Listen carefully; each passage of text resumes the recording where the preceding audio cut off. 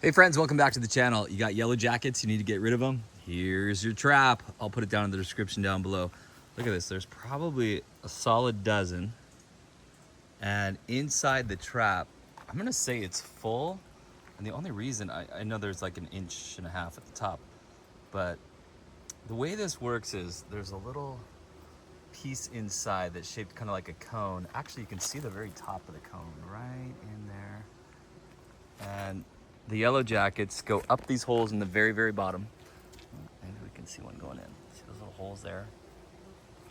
So they go up this little cone and then, whoops, dang, got one chasing me.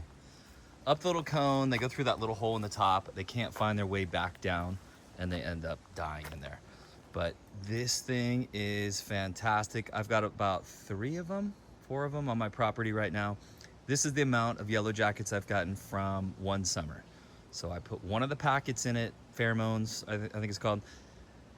In previous years, I reset them like twice during summer. This summer, I just kind of let them go.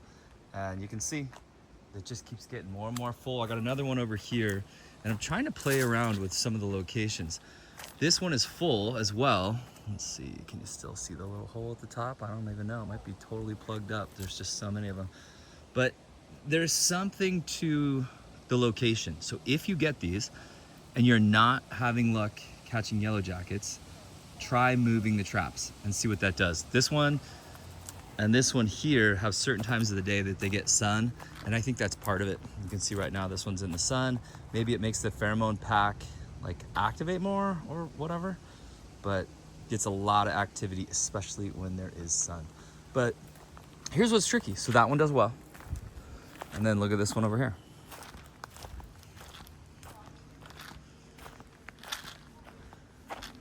This one does pretty well as far as how full it is. It's not as full. You can see the top of that cone right there.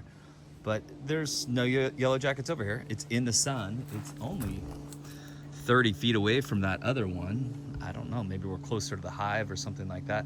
But there's other times of the day where I'll come out and this one will have a whole bunch of yellow jackets around it. And this one over here will not have as much activity. So anyway, my point is, if you're struggling, if you buy these traps, look in the description. They're relatively cheap, surprisingly durable. These traps I've had a couple years now, and you just reset them, clean them up a little bit each season.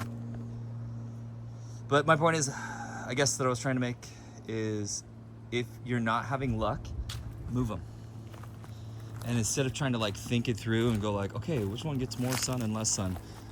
I would just say randomly move them. Every time I try to like figure it out, see this one here?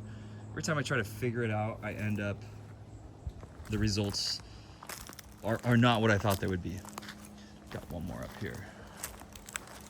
Yeah, this one probably got the least amount of activity this summer.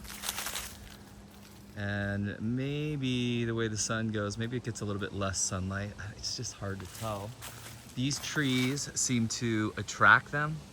And so the yellow jackets, I don't know where their hive is. I don't know how any of that works. All I know is that my house is about 40 yards, 50 yards away. And if I don't put out these traps, when we sit outside for dinner, they come and get us, especially like the meat. So we are barbecuing all the time and they come over to the barbecue and steal some of our chicken. All right, I guess that's all I got for you. Look at all that activity.